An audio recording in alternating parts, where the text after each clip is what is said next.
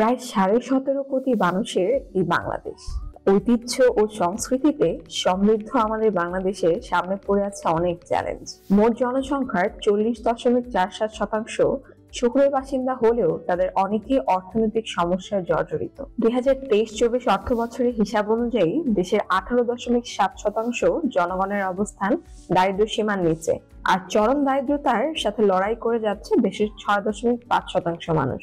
দেশের বেকারত্বের হার 5.06%। এই বেকার মানুষদের পরিবারকে দিন গুনতে হচ্ছে তীব্র অনিশ্চয়তায়। তবুও বাংলাদেশের মানুষ আশা এবং ঘুরে দাঁড়ানোর দৃঢ় মনোভাব অত্যন্ত শক্তিশালী। বাংলাদেশের রমজান মাসে দরিদ্রদের মাঝে পোশাক, শাড়ি, লুঙ্গি ইত্যাদি বিতরণের প্রচলন আছে। যে কোনো দানই মহৎ উদ্যোগ, তবে এটি মানুষকে দারিদ্রতা থেকে বের করে আনার জন্য অত্যন্ত অপর্যাপ্ত। 2016 সাল আমরা দারিদ্র শৃঙ্খল ভাঙার জন্য নতুন উদ্যোগ গ্রহণ করি, সক্ষম প্রকল্প।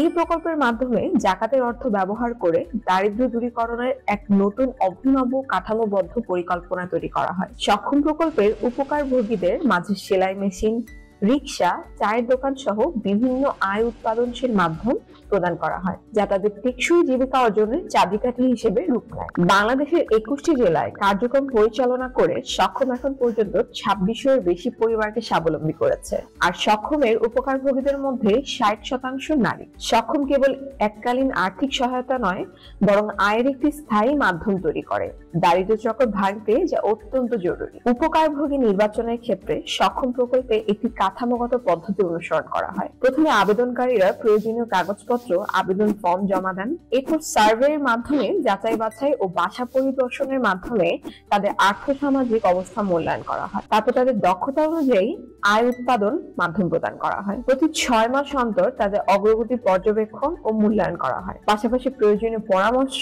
এবং নির্দেশনা দেওয়া হয়, যাতে তারা দীর্ঘমেয়াদে সফল হতে পারে।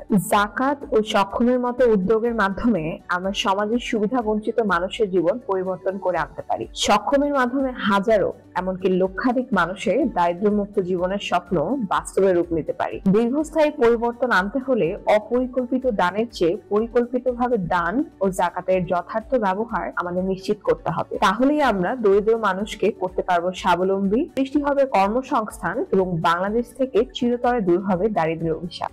একসাথে আমরা এমন একটি বাংলাদেশ করতে পারি যেখানে কেউ পিছিয়ে থাকবে না। আপনিও আসুন আমাদের পথ চলায়, বদলে দেই বাংলাদেশকে।